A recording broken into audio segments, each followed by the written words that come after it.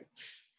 So we're now at our fourth and final class on Meet and Greet the Exegete.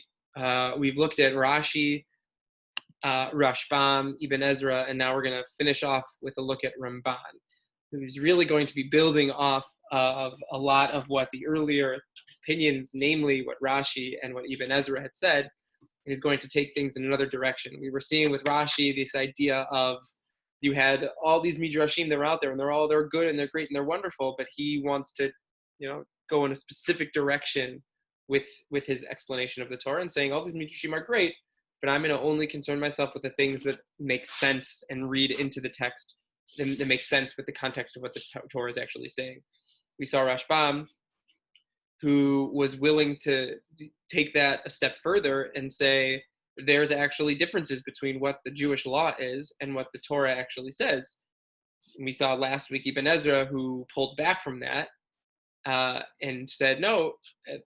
He said a number of things, but in one way related to Rashbam, he said when it comes to Jewish law, the pshat, the surface meaning of the text has to be what the Jewish law says.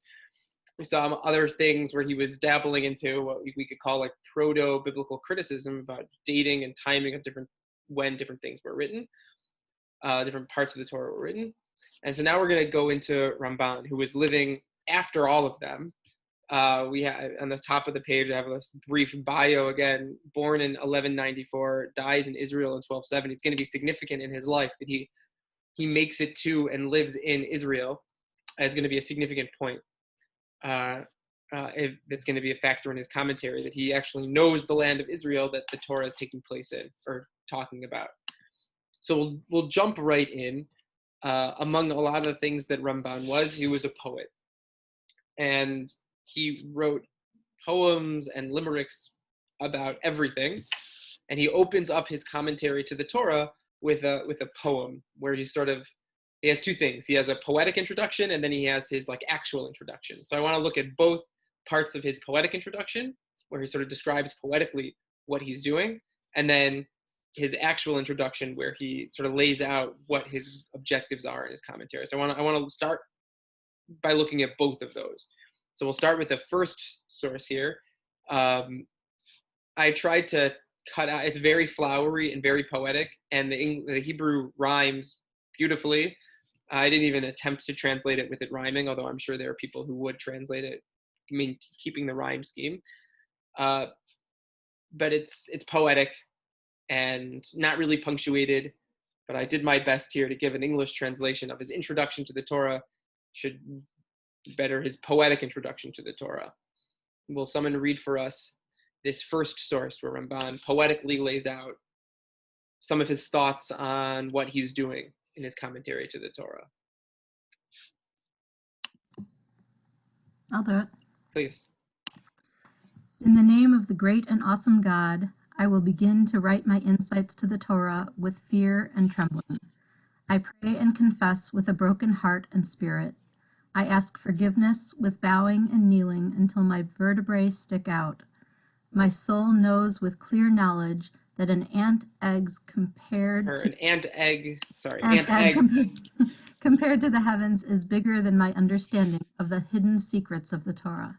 So he opens up, his first thing he says at all is he comes with a level of humility to say, I have no idea what I admit and I acknowledge, and I am embarrassed to admit I have no idea about the truth of the Torah. Which is interesting. Compare that to the style that Ibn Ezra writes, or even Rashi and Rashbam, who write with confidence. I know exactly what I'm talking about. Ramban is much, much more hesitant to speak with such confidence, at least here. Okay, keep going. But what can I do? My heart yearns for Torah. It is like a consuming fire in my heart and organs. To go out following the earlier rabbis, that group of lions, the powerful geniuses of the generations, to enter into the same room as them, to write about the Torah explanations and midrashim, in the laws and the stories encompassing and guarded. I will set as my light the pure candelabra, the explanation of Rabbeinu Shlomo, the desired and glorious crown, and crowned with the knowledge of Scripture, Mishnah, and Gemara. To him is the right of the firstborn. In his words I will speak. I will be passionate with my love for them. I will discuss and examine all of the explanations and midrashim that he mentions. So here he's saying he's nonetheless, despite the fact that he knows very little, he feels a yearning and a love of Torah that's encouraging him to write his commentary. And he starts out by saying, but look, the number one, who has the right of the firstborn of all commentaries is Rashi. Everything has to start with Rashi. Rabbeinu Shlomo, this pure candelabra who did such a good job and clear job of explaining the text in a very clear and concise methodology of what he was trying to do. We have to start with what Rashi says. And he won't, we'll see, probably he quotes Rashi almost every verse, any comment that Ramban makes, he opens with quoting Rashi. Sometimes he'll disagree, but he feels that Rashi needs to be cited before saying anything. You have to at least acknowledge what Rashi says because he has the right of the firstborn. He did this before any of us did it. We have to quote him first. Okay, you can finish up. And with Rabbi Abraham ben Ezra, we will have open rebuke and hidden love. And the God that I exclusively fear, may he save me from the day of wrath, guide me on the straight path. All right, so he refers to two biblical commentaries in his poetic introduction. One is Rashi, speaking glowingly of. Ibn Ezra, he has very few words about. Open rebuke and hidden love. So he's going to say, despite all the times that I call Ibn Ezra an idiot and a moron and totally and completely incorrect, just know that there's definitely deep, deep love there. But he's acknowledging the fact that he's going to very, very frequently and very, very regularly pick apart and reject Ibn Ezra. And it seems that his rejection of Rashi, we'll see, he more outrightly rejects Ibn Ezra than he will Rashi. And we see him sort of acknowledging the fact that he feels that Rashi is he puts him on some sort of pedestal and says, this is the guy who started everything, so we have to give him the right respect. But for Ibn Ezra, he's willing to just say, look, I'm going to tear him to shreds. Now, believe me, I love him.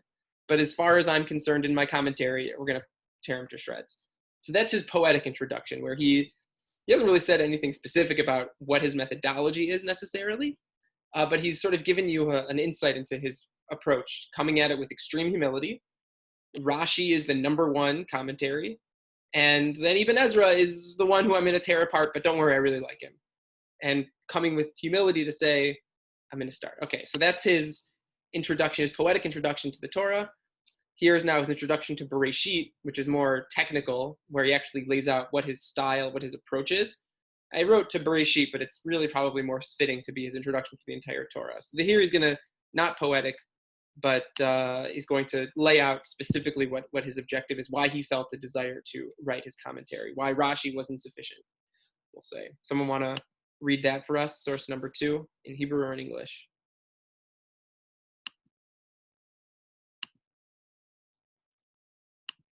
Source number 2 on the top of page 2, Ramban's introduction to Bereshit. I can read it. Thanks, Matthew. And now see what I will respond to those asking why I'm writing this commentary to the Torah. I will act as the earlier ones, to calm the minds of the students weary of exile and troubles, who read the Parsha every week and on holidays to draw their hearts with explanations and some pleasant words to those who understand. May the graceful God show us grace and bless us, and may we find grace and wisdom in the eyes of God. And so he's saying, look, why am I writing this? People are going to ask me, why am I writing this commentary? So I'll tell you, I'm writing it for the same reason other people did. That you have people who are, the way I like to think about this is, look, we all sit in shul, the Torah reading is going on, and like we're maybe sitting and sort of falling asleep. So I want to give something that will be interesting and insightful and enjoyable for people who are sitting. They're exhausted, they're tired of work and the exile and all the troubles that they have. So to just be able to sit and read something interesting, thought-provoking, pleasant, that's my goal. He's not, he's going to come up with new ideas, but his number one objective is that people have something to read, people have something to think about, and to enjoy on a Shabbat afternoon or maybe during the week. What's interesting is that even though Ramban here is sort of laying out what he's doing is just sort of like, I'm just writing something pleasant for people to read, the way nowadays, in the year 2020, the way people look at Ramban's commentary is that more than just giving something pleasant to read, people will oftentimes point to Ramban as sort of laying out very fundamental ideas of Jewish theology, which we'll touch on coming up in this source sheet. But from his perspective, he was just writing just to write, to have people to have something interesting to read. But from our perspective, looking at him, we actually give a lot of significance to what he says as really being one of the major vehicles of tenets of Jewish theology being laid out clearly and concisely, and what their root is in the Torah. So that's that. And then the last piece, Matthew, if you can read the last paragraph when you're done pouring whatever's in that test tube into whatever beaker. And I behold. And I behold, bring a faithful covenant, giving fitting advice to everyone who looks in this book. They should not logically analyze or think about any of the hints that I write in the secrets of the Torah. For I am faithfully saying that they will not understand my words except through the mouth of a wise Kabbalist to the ear of an understanding Kabbalist. So he says, look, okay, so there's a lot of my stuff that's there for pleasant reading, but I have a lot of hints and secrets that I'm going to allude to in my commentary that are going to be talking about deep mystical concepts. And I'm telling you right now, he says, I promise you, I swear to you, you will not understand them if you try to logically analyze them and understand them. You will not get it. There are ideas here that I'm veiling and masking that are deep mystical secrets that you should just know that if you don't understand them, you don't understand them. The only way you'll understand them is by you being prepared as a thoughtful, mystical Kabbalist and learning from another mystical Kabbalist. So it's interesting that he's sort of acknowledging there is some sort of esoteric significance and meaning to the Torah, and writing it in a book is not going to convey that information. And I'm not even going to try to. What I'm going to do, I'm going to give you hints to it, and it's up to you to have that one-on-one conversation with your local Kabbalist to really understand what I'm saying. But he's saying, I promise you, and there are people who probably today will try to explain, oh, this is what Ramban means, this, that. He said, I promise you, you won't understand it. There's no way you'll understand it. The only way you'll understand it is if you have instruction from someone who does understand it, and they pass it on to you. And I think he would hope that you'll pass it on to the other person also privately and orally, that the deep mystical secrets of the Torah and of the universe should not be just laid out, or maybe even cannot be laid out so clearly in a book. They have to be orally discussed and transmitted. So that's his introduction. Any thoughts or questions about what Ramban has said he's looking to do or interested in doing?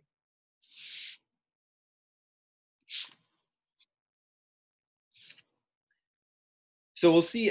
We have a couple. The first source right here that I want to look at, source number 3, is going to be a good example. And this source number 3 is not the source number 3 that's in the sheet that I sent out earlier today, which is why if you check on the source, you check on the chat box, you'll see the new source sheet that's going to have the next several sources to illustrate sort of how this all plays out, seeing what Ramban is doing.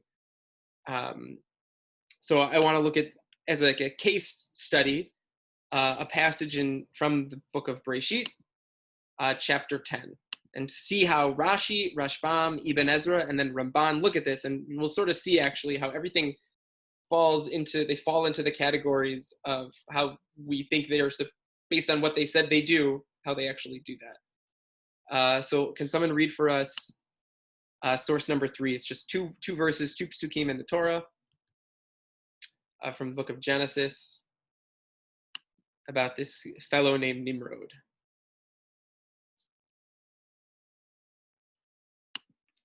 I can read it. Source number 3 here, Bereshit chapter 10, verses 8 and 9.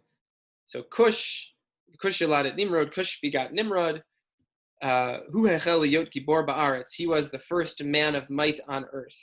He was a mighty hunter by the grace. So this English translation is already giving us something. Really, he was a mighty hunter before God. Hence the saying, like a mighty hunter before the Lord. So the by the grace of is actually not in the text. It just says lifnei, before God. So Cush begot Nimrod. He was a mighty man of the earth. He was a mighty hunter before God. Thus the saying, what people say, someone is like Nimrod, the mighty hunter, before God. Okay, so what does all that mean? So source number 4, we're going to have Rashi, and Rashi's going to cite the rabbis, the Midrash. If people aren't familiar with this Midrash, Nimrod is not a good guy according to rabbinic interpretations. He plays on the word, the root, the 3-letter root of Nimrod's name, Nun, Mem, Resh, Vav, Dalid. So the 3-letter root there, you have the word Mem, Resh, Dalid, Mered, which is a rebellion. Rashi says that's not so surprising that that's what his name is. What was he? Lehamrid kol ha'olam ala kadosh baruch hu ba'atzat dor ha'palaga. Source number 4. What does it mean that he was mighty? He was mighty in causing the whole world to rebel against the Holy One, blessed be he. By the plan he devised for the generation that witnessed the separation of races, Dor ha'palaga, to build the Tower of Babel. He says, look, Nimrod's, his goal in life was to rebel and to get other people to rebel against the degree of the will of God. And so Rashi has said, who was the one who came up with that whole Tower of Babel where everyone came together and built one tower and God got upset and scattered them? So that was Nimrod. Nimrod was the leader, and he gathered everyone up for the total purpose of rebelling against God. As you could even see that in his name. The name Nimrod, Mered, rebellion, is in his name. And he says, what does it mean that the Torah says that he was a mighty hunter, a trapper, more precisely translated, Gibor Tzayid, he was a trapper. Tzad da'atan shel briot befiv umat'an limrov makom. He ensnared, he trapped the minds of the people with his words, misleading them to rebel against the omnipresent. Again, this is the way the Genesis Rabbah, both of them, it's a collection of Midrashim. This is the classic Midrashic rabbinic interpretation that Rashi says, this is a good explanation because it accounts for the name of Nimrod, why his name, the root of his name is rebellion. It accounts for what it means when it says he was a trapper. It accounts for the significance of him being powerful. And Rashi says all of this rabbinic interpretation fits very nicely. What's happening? He was a very powerful individual who was powerful in trapping and ensnaring all the people to rebel against God. That's why his name was Nimrod. That's why he was powerful. That's why he's a trapper. It all makes sense. So that's Rashi's interpretation. Rashbam, in source number 5, someone want to read for us how Rashbam, not feeling beholden to what the rabbinic interpretation is going to give a different explanation. Source number 5, someone want to read for us source number 5, bottom of page 2. On the whole world, and likewise in the book of Jonah, it describes Nineveh as a big city to God, meaning in the whole world of God, there was no city as Nineveh. Okay, so what does it mean that he was a mighty hunter before God? He means a mighty hunter in the world. It describes Nineveh as being a huge city before God. It means it was the biggest city in the world. Before God is a way of saying in the world. So who is this guy Nimrod? I don't know. Was he a rebel? Not necessarily. It doesn't say anything about that. He was a very powerful guy, and he was the most powerful person before God, aka most powerful person in the world. Rashbam here is not feeling beholden to rabbinic interpretations. He's not feeling that he needs to say what the rabbis say in the Midrash.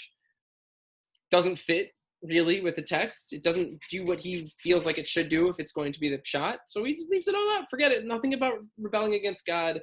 This is not like a religious idea here. This is just that he was a really powerful guy, powerful dude. Simple as that. That's Rashbam. Ibn Ezra is going to also feel not beholden to the rabbinic interpretation, even more not beholden than Rashbam, but similar. This is source number 6. Will someone read for us in the top of page number 3, source number 6, 3 sequential passages of Ibn Ezra. Don't seek a reason for all names if none is given in the text. Right, so don't start telling me, oh, Nimrod's name, he's Nimrod, Mered, rebellion. That's not there. Forget about it. Okay, keep going, Josh. Thank you. He began to show the strength of humans over animals, for he was a trapper. Okay, so he was a strong guy. He was a trapper. The Torah says he was a trapper. Trapping the hearts of men? No, it doesn't say that. He trapped animals. What do people trap? They trap animals. Okay, keep going. The meaning of before God is that he would build altars and offer the animals as sacrifices. This is a pshat, and the drash is something else. This is okay. So you're going to have what Rashi says. You're going to have all the midrashim. That's great. That's wonderful. That's not the pshat. The pshat is did it before God. Before God means the whole world. What are you talking about? No, he was a holy guy. He was a hunter before God. That meant he would hunt and he would give it to God. Look at how great and how holy this person is. So Ibn Ezra, feeling even less beholden to the rabbinic tradition, says, I mean, Rashbam is it's sort of parv. It could be that he's negative. It could be that he's positive. Ibn Ezra here he's totally a positive guy. There's no reason, there's no indication in the text this guy is not a good guy. He's a good guy. That's Ibn Ezra. And then we come to Ramban. And we'll see an example of him starting with quoting Rashi. He's going to quote Ibn Ezra, reject Ibn Ezra. Ultimately, I think reject Rashi also, but do so in a nicer way. But you'll see that he also doesn't feel like just because the rabbi said it, it's necessarily the case. Someone read for us the Ramban, source number 7, and the top middle of page 3. Yeah, Kathy, is that a question or a volunteer? No, I'll do it. Okay, go ahead.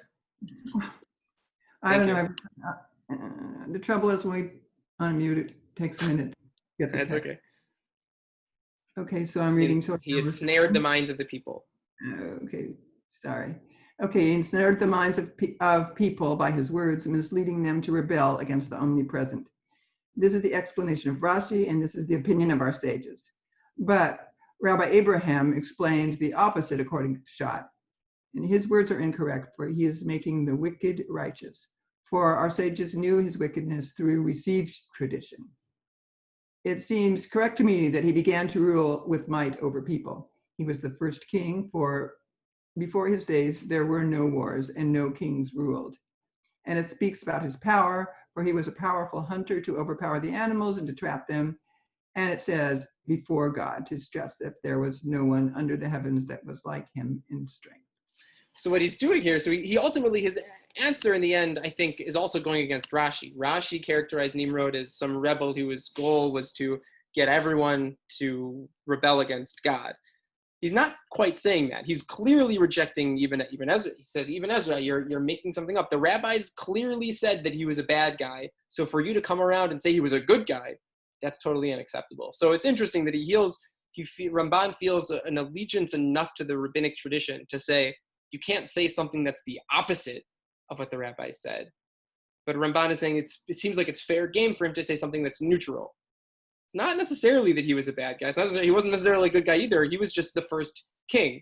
Now, I mean, 2020, we could look at it and we could say, look, but kings, say, well, we're democracy. Kings are inherently bad. And maybe you could read that into Ramban, although I don't think so. I think what Ramban is simply saying that, look, he was the first king. This was the first organized form of government in any way. And that's what it means. Was he a good guy? He's not a good guy. We won't say that he was a hero, like Ibn Ezra is saying, that he was this first guy to offer these sacrifices. That's heroic guys. And we're not going to go so far as to say he was great. Not going to say that he was encouraging everyone to rebel against the Lord. I'm going to explain this to what I think is that he's just a rabbinic. He was a guy. He was a king. He controlled. He ruled. And that's what it was. So he quotes Rashi, quotes Ibn Ezra, seems to reject them both. Does so, I think, more strongly by saying Ibn Ezra's wrong. Doesn't say that Rashi's wrong. But he comes out with an answer that I think fits neither Rashi or Ibn Ezra. He doesn't even bother himself with Rashbam. Any thoughts on this? This brief, quick case study in these commentaries and seeing how Ramban sort of quoted them and talked about them. So this lacks the mystical component, which we'll get to later on. I think we could actually skip source number 8, 9, and 10 for right now. Actually, we'll do it. I think we'll do source number 8, 9, and 10. Well, I'll say it sort of in summary. A feature of Ramban that we're going to see in these sources is that he his comments are long. They're very wordy, but he tries to tie together a lot of different pieces of the Torah and makes them fit together. And whereas a lot of, like we saw Rashi and Rashbam and Ibn Ezra, their comments are very local to the text and their comments on specific words. Ramban's interest is using the words there, but to explain a more global idea of what's happening in the Torah. It's talking about specific words, but he's off of the page of the text itself and sort of giving a broader explanation about what's happening. Instead of this word means this or this word means that, he'll say this word means this, and this is how it relates to all these other times, these other places in the Torah, which means that his text is very long, because instead of giving a one-word explanation, he'll give a one word and then see how it sort of ties in. An example of that is what we have here, to sort of contrast. And source number 8 is when God tells Adam and Eve, they can eat of all the fruit. I give you seed-bearing plant that is upon all the earth, and every tree that has seed-bearing fruit, they shall be yours for food, and to all the animals on land, to all the birds of the sky, to everything that creeps on the earth, in which there is a breath of life, I give all the green plants for food, and it was so. Okay. So Rashi there, source number 9, I'll read this, I'll have someone else read source number 10 of Ramban, but Rashi, so he gives he highlights the fact that Scripture places cattle and beasts on the Adam and Eve, and humans are permitted and entitled to eat just herbs, just vegetables. When the era of the sons of Noah began, he says, the Torah says, in the time of Noah, every moving thing that lives should be food for you, for yourselves, even as an herb that I permitted to the first man, so I give to you everything. In other words, the Torah has two things. When humanity is created, in the beginning of Bereshit, God tells them, you can only eat plants. Then after the flood, God says, you can now eat meat. And so Rashi here is just pointing out that there's a transition. Initially, humans were only allowed to eat plants. They were all vegetarians. And then once after the flood, they were permitted to eat meat again. That's all Rashi said. Not again. They were permitted to eat meat. That's all Rashi says in this location. You contrast that to what Ramban says in source number 10. Ramban's going to take in a totally different direction. Not a totally different direction, but he's going to give a lot more of an explanation of what's going on. Will someone read for us source number 10? The Ramban on the top of page 4. I can read it. Please. He gave to Adam and his wife every seed-bearing herb and all the fruits of the tree, the animals of the land and the birds of the heaven. He gave every grassy herb, not the fruits of the tree or the seeds. Food is not for all of them together equally. Until the Noahides, they were not allowed to eat meat, according to our rabbis. This is the simple meaning of the verse. You can keep going, Charles.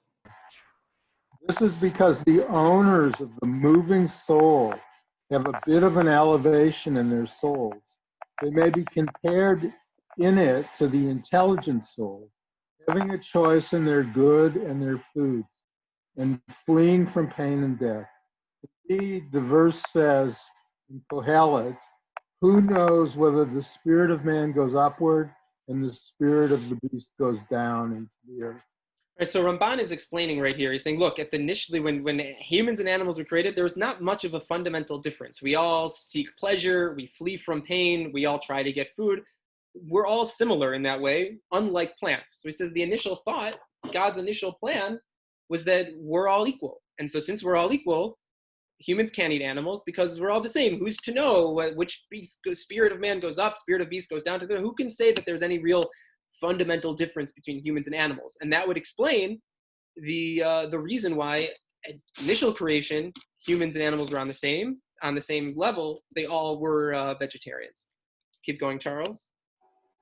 When they sinned and every flesh corrupted its way upon the earth, he decreed that they would die in the flood. And because of Noah, they were saved in order that the species might survive. So he gave them permission to slaughter and eat, and that this might serve for their survival. Yeah, so now here what Ramban is doing is explaining the flood was a watershed moment. It was significant that everyone had to be killed. They had to start again. And so it seems that in order to make sure that humanity could thrive and survive, then animals had to be eaten, that there was necessary in order to help the further procreation, the further existence of mankind, of humankind. And so that switch happened then specifically. And keep going, Charles. Nevertheless, there was no permission given to them to partake of the soul, and he forbade them to eat a limb from a living animal. Similarly, he added for us the commandments to forbid every type of blood, because it maintains the soul.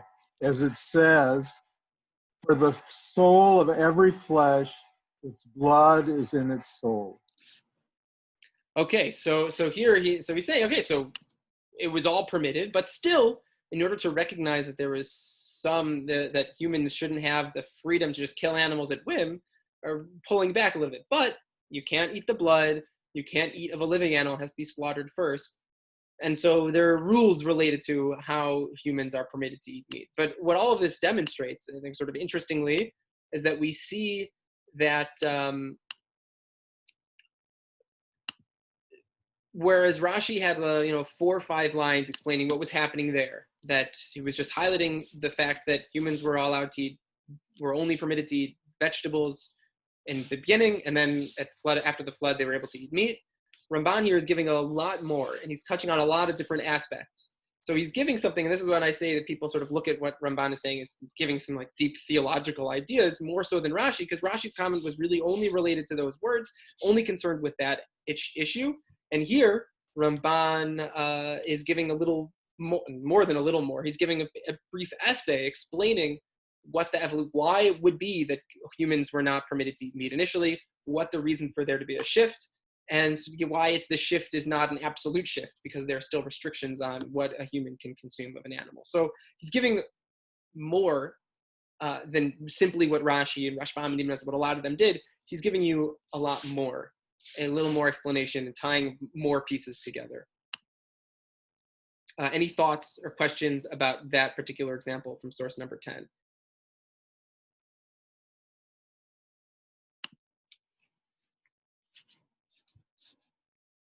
Great, okay. So we'll look at source number 11, which has 2 significant features of Ramban's commentary.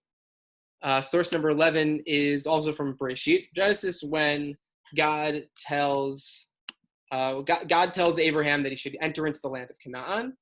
And then when he's there, there's a major famine in the land. There's no food, so Abraham has to leave Israel, leave the land of Canaan, and go to the land of Israel.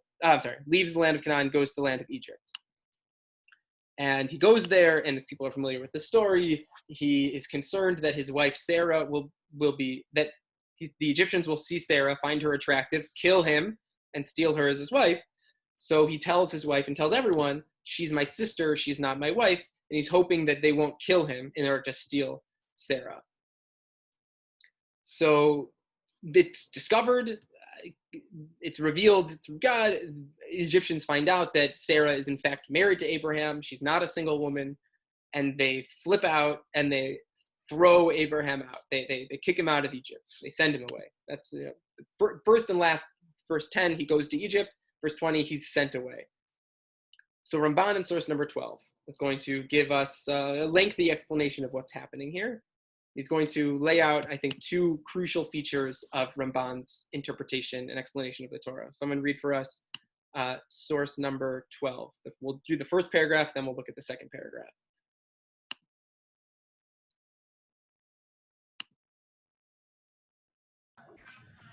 Behold, Abraham went down to Egypt due to hunger, to live there temporarily in order to save his life in the days of drought, and the Egyptians exploited him without cause to get his wife. And the Holy One of Blessing avenged them with great afflictions, and brought him out from there with cattle, silver, and gold. And Pharaoh had commanded men to send him. And it is a hint from him, since his children went down to Egypt because of hunger to live temporarily in the land, and the Egyptians did evil to them and took their wives, as it says in Exodus chapter 1, verse 22, and every girl you shall let live. And the Holy One of Blessing avenged them with great afflictions until they were taken out with silver and gold and sheep and cattle, with many possessions, and they pressed them to be gone from the land. Not a single incident that befell the father didn't befall the children. and you find that everything that was written regarding Avraham was also written regarding his descendants. Regarding Avraham it is written, and there was famine in the land. Regarding Israel it is written, this is already 2 years of famine in all the land. So what Ramban is explaining is that he's noting similarity in the life of Abraham and the reality that happens to the Israelites. And what Ramban is saying is it's not a coincidence. Ramban, part of what Ramban's, his theological understanding of why even the Torah gives us the stories of the forefathers is because the expression that's used to explain Ramban is ma'aseh avot siman labanim. The actions of the forefathers is a sign for the children, and that anything that happens to the forefathers, to Abraham, maybe even Isaac and Jacob, that also is going to happen to the Israelites. It's sort of interesting thing. There are probably Bible critics today who say, look, everything happened to it goes the other direction. You probably have people who say that in order to make the Jews feel good, they sort of projected their own experience on their forefathers. And Ramban is saying it goes in the opposite direction. This is all orchestrated by God. Whatever happened to the forefathers, that gets projected and then experienced by the children. So that's a fascinating idea that he thinks the actions of the forefathers, and he fits it in all sorts of different things. When God tells Abraham to walk across the land of Israel, Ramban explains that was necessary in order for Abraham's descendants to acquire the land of Israel. Whatever they do has to have a precursor in Abraham. So Abraham has to explore the land of Israel so that the people of Israel later on have access to the land of Israel.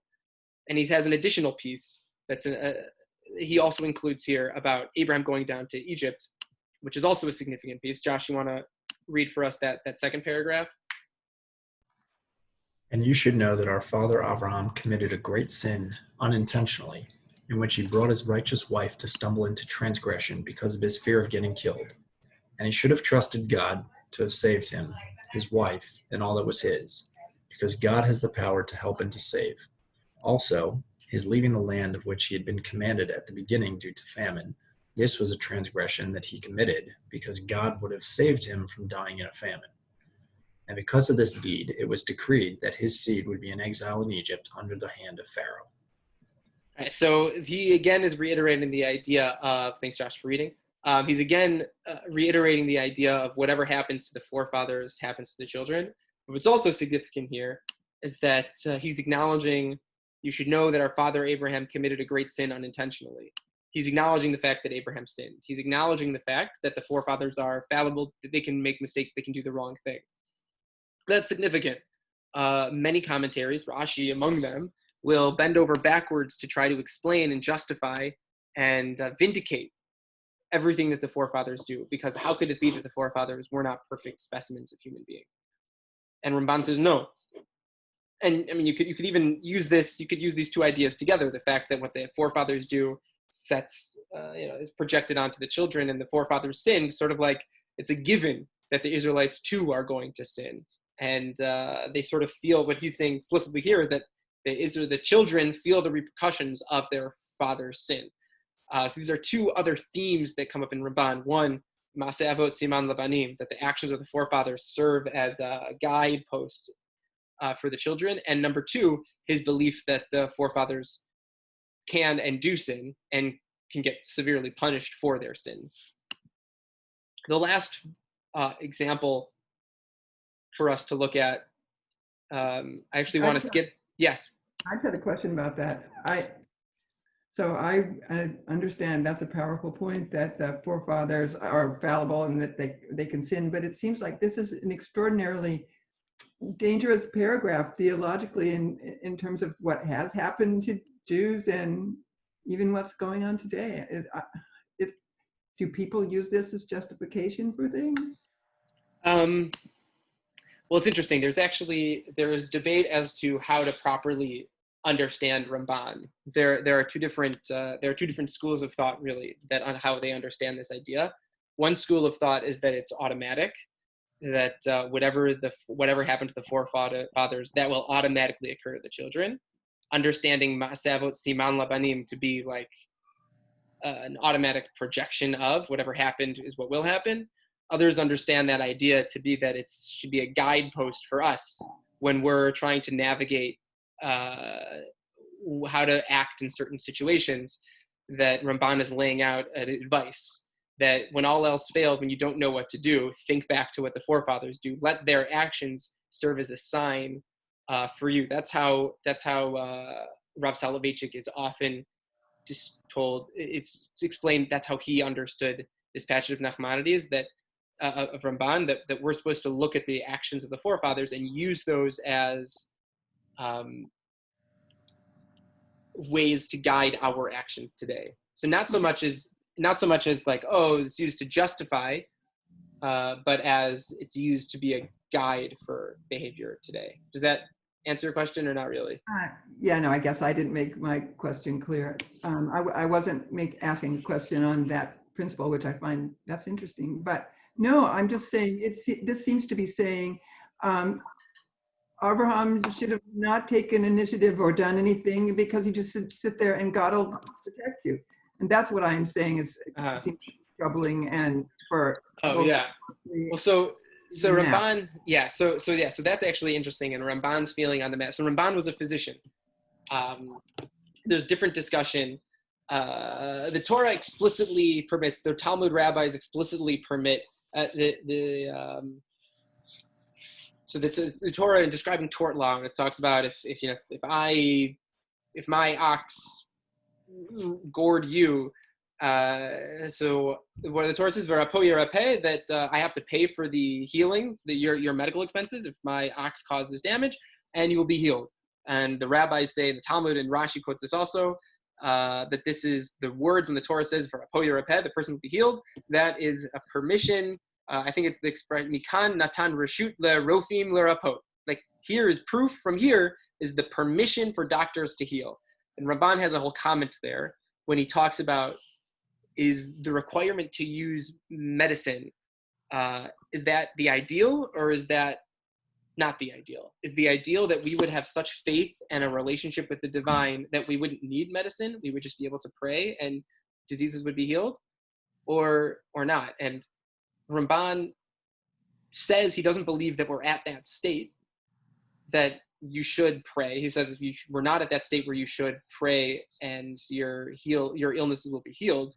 But he reflects on the fact that the ideal situation would be that we don't need medicine. And so that is pointed to often, probably not in the modern Orthodox circles. There are people who point to that Ramban and say, well, maybe there are certain people that should at least give it a try. Before they go to the doctor, they should pray. So this particular aspect of Ramban is not, but his comments about medicine, people do point to as perhaps giving the verse in the Torah that permits doctors to heal. People use that comment of the Ramban as permission to not use doctors to heal, because Ramban seems to suggest, he says explicitly that the ideal situation wouldn't require medicine at all. It would require only God. So it is. But it's rarely, I don't know anyone who really employs that, who says, I'm not gonna go to the doctor, I'm gonna just have faith in the Lord and everything will be good. But that is there, and it is there to be potentially taken advantage of or used in a negative way.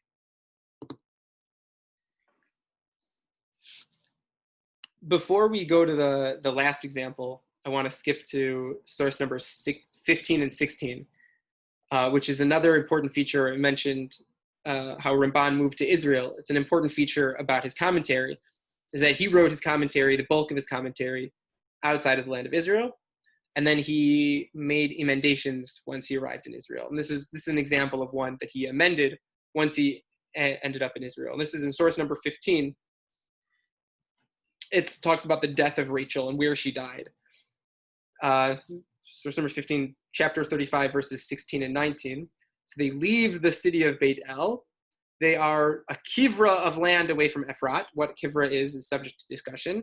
It's a kivra away, and that was where a kivra away from Ephrat is where Rachel has pains in childbirth. She's giving birth to Benjamin, and she dies during childbirth, and she dies, and she's buried on the road to Ephrat, presumably in the same location, a kivra away from Ephrat. So what is that kivra? How far is a kivra? What is that? So it could be that it's not really so relevant. It's just a sort of an academic conversation as to what that distance is. Ramban in source number 16. So he says, he starts by quoting Rashi, and what Rashi says, Menachem says that kavir is a long walk. We see with Naaman in the book of Malachim, he went away from him a kivra of land. I therefore say that it's a measure of land. These are the words of Rashi. So Rashi says a kivra is a distance. And what is the distance? Well, this guy, Menachem ben Saruk, an early grammarian, he says that a kavir is a long distance. So he was far away from Beit El when this happened. Ramban says, quotes the Rabbi David Kimchi, the Radak, he says that what is correct is that which Rabbi David Kimchi says. So he rejects what Rashi says. He says that kaf is not part of the word, but it is a preposition. So it's not kivrat aretz, but it's ke, like the bara of land. So we're not talking about what the word kavir means. We're talking about the word bara, beer means. And he says, he goes from other places in the Torah or other places in the Bible where that shoresh, that root, bet resh he, is used to refer to a mealtime, breakfast meal. So he says, okay, when there was a bara of land left, that means what Ramban says, and its meaning is that it's a distance of land that is a person can walk from the morning until breakfast. That is how travelers measure. Travelers measure distance as far as time. The amount of time if you wake up at 6, you eat breakfast at 6:45, so it's 45 minutes approximately. That's what Ramban says, that a bara is a period of time that can be used to measure distance. Okay. And then Ramban says, Zeh katavti tchila. This is what I initially wrote. Ve'achshav, and now, shezachiti uvati ani l'Yerushalayim, shevach lakel hatov v'ameti. Now, praise God, I've been to Israel. I live in Jerusalem now. I know the land here. Ra'iti be'einai, she'ein min kivurat Rachel leBeit Lechem afilo mil. He says, I have been there. I've actually seen where Rachel is buried, and I have seen the city of Beit Lechem, which is Efrat. I've seen it, and I know it's not even a mill. A mill is, we typically say it takes 18 minutes to walk a distance of a mill. I know it's not even an 18-minute walk between where Rachel is buried and where the city of Efrat is. So I know, behold, it rejects the above approach, and also the words of Menachem, but it is a distance, as Rashi said. So that, what exactly he means when he decides with Rashi, when Rashi himself seems to go with Menachem, is a separate conversation. People try to figure out what he means by that. But the fact of the matter is here, Ramban is doing two things. He's amending his explanation on the basis of what he's actually seen in the land of Israel. So it's significant that he went to Israel because there are various different things that he says that are based on the realia once he's actually there. An additional point which is significant with this Ramban is used often.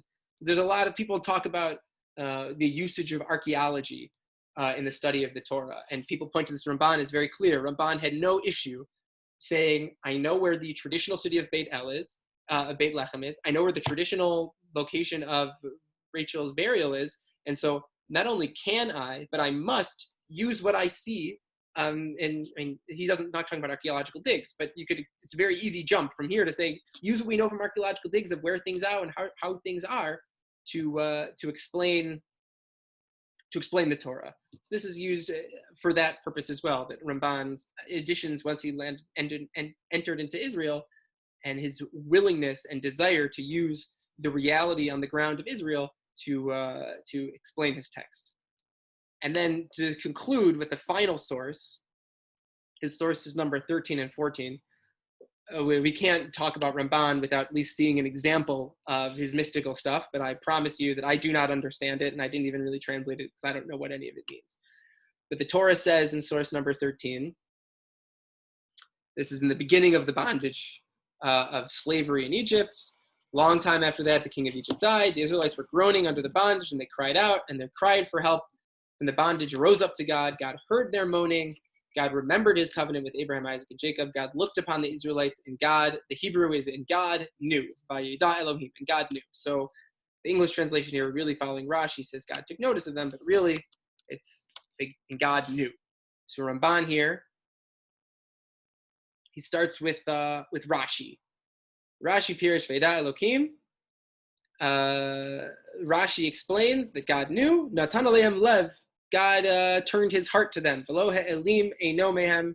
He didn't hide his eye from them anymore. Hu al derech pshat. This is the correct meaning for the pshat. For at first he was hiding his face from them, and they were devoured by slavery. But at this point, God hears their cries and sees them. And this is what it means when he says he doesn't hide their face from them anymore. Okay. And he says that's the pshat that Rashi says, and that's great. and that's pshat, that's wonderful, and that's beautiful. But there is another truth here. There's another idea. There's another aspect here that's just even deeper. This is Valder. I only give you part of the introduction in the English, but on the top of page 6, Valder ha'emet, according to the way of truth. Yesh b'aktuv hazeh sod gadol misitrei haTorah. This verse has within it one of the great secrets of the mysteries of the Torah. Then he says something about bright, shining, and I don't know. He talks about I don't know what. The quotes verses from Habakkuk, from elsewhere in the Bible. Something God is doing. God's knowing. God's recognizing something. And then he adds. He says, and this verse is explained in the Midrash of Rabbi Nechunya ben Hakana, and you can understand it from there. I didn't bother to look in Nechunya ben Hakana's book to get the exact idea. I didn't even bother to struggle with understanding what any of these Hebrew words meant and meant them in context. A lot of times people will just do, as soon as you get to the words al derech ha'emet, according to the real truth, people just skip the Ramban because he already told you you're not going to get it unless you get it. So it's no point in trying to figure out, and even if I were to translate every word, Ramban already promised. Even if you translate every word, you're not going to understand it. You can't logically figure it out. So I didn't even bother there. But so that's just an example, one of these things where there's the pshat, and that's good, but there's also derech ha'emet. There's some deeper spiritual significance to the situation, to the meaning of the Torah. And that's for us that's the Ramban. So we've seen Rashi, we've seen Rashbam, we've seen Ibn Ezra, and now we have the Ramban here. And I hope that you have a little bit deeper understanding or appreciation of these exegetes, what they're doing, what they're trying to do. I'm happy to discuss more about them later. Yeah, Savitz. This is a very interesting series. Thanks for putting it together in this way. I'm glad you enjoyed it. Oh, I spoke to Rabbi. I spoke last time about Ibn Ezra. We talked about the Ramban, the Rambam, Maimonides. So I asked him, would he be interested in giving a guest lecture? And like any good academic, he said, unfortunately, I don't have time. But here are 2 books that I wrote on the matter that I think you should read. Okay, I could read it myself too. I just wanted you to teach about it. But that's so we're not gonna. We'll see if I'll take some time to prepare a Rambam. I'll do like a one-off meet and greet, the exegete of Maimonides. But thank you everyone for coming and for learning over the last 4 weeks. I think this model. I'll stop the recording.